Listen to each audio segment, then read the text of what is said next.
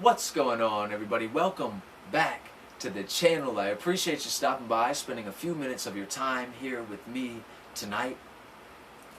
Tonight, I wanted to talk to you a little bit about spiritual awakening and friendship, because it's not uncommon for a person to begin to undergo this process that we call spiritual awakening and then experience deep and profound levels of personal loneliness. And a lot of the people in our lives that we call our friends seem to gradually fall away as time moves on, right? And this can be a heartbreaking experience, and it can be very, very difficult when this happens to find new friends or to find a new group of like-minded individuals that you can chill with and enjoy their company and conversation, right?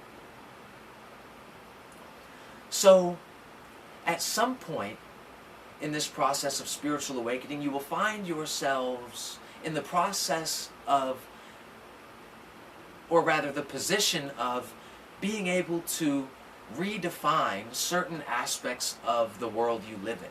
So, for example, you may redefine life and what it means to you to be alive, to live a life. Okay? You may redefine death and what it means, again, to you to die. You may even redefine your entire sense of self. For example, perhaps now your sense of self is much more expansive and inclusive than it ever has been before, right? So you may find yourself in the position of needing to redefine or refine your ideas in regards to friendship. What a friend is, what makes a friend a friend. Okay, because I'll be completely honest with you here. In my personal opinion, friends, in the modern sense of the word, are completely overrated.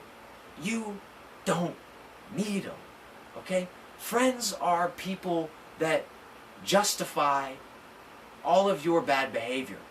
Friends are expert enablers. Friends are people that validate all of your feelings, no matter what. Friends are people who lie to you, even about your dumbest, most stupid, idiotic ideas, just to make you feel good or to avoid a conflict.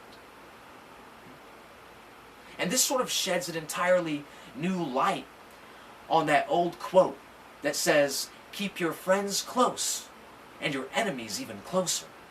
This is not advice for you to follow. This is the simple facts. The simple fact is that most people keep their friends close, but their enemies even closer.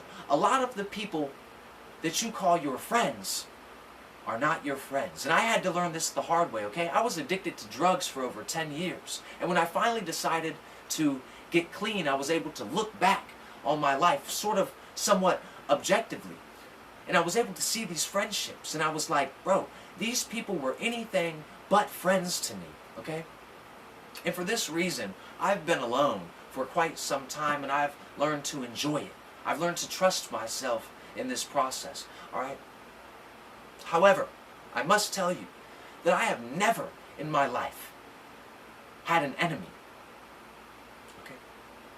A lot of the people, like if you knew my life story, a lot of the characters that you would identify as my enemies, I would not consider as my enemies, because all of my friends have deserted me, forsaken me, betrayed me, sabotaged me, stabbed me in the back, and left me to die. But I survive. And because of this, I'm stronger. And I've learned so much about life. I've learned so much from my enemies that I would have never learned from my friends. And so for this reason, I have never had an enemy in my life. This is what I'll leave you with in regards to spiritual awakening and friendship. It may be that perhaps before you're able to have a friend, you must become a friend. Perhaps before you're able to have a friend, you must learn first how to be a friend. Once you figure out what that is, what a friend is. It sort of is like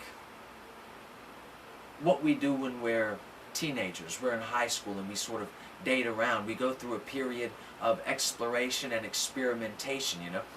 It's possible that you meet like your high school sweetheart and live with them, you know, for the rest of your life, marry them and live your happily ever after fairy tale sort of life. But for a lot of us, it doesn't really work like that. We don't stay with the first person that we become romantically involved with. We date this person, then we date that person, then we date these two people, so on and so forth, right? And we're soaking up all this experience. Hopefully, all of these things that will enable us to learn, to grow, and mature to the point in which we're able to have and maintain a stable romantic relationship, a healthy romantic relationship with someone, right? And we have to practice. We have to practice this. So in the same way, you may need to practice being a friend before you are able to have a friend. Does that make any sense?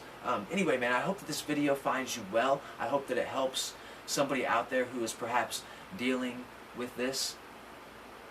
And if you like, this video, if you like content like this, please consider liking the video and subscribing to the channel. It would do a lot for me. I appreciate you. Until next time, man, I hope you continue to free your mind.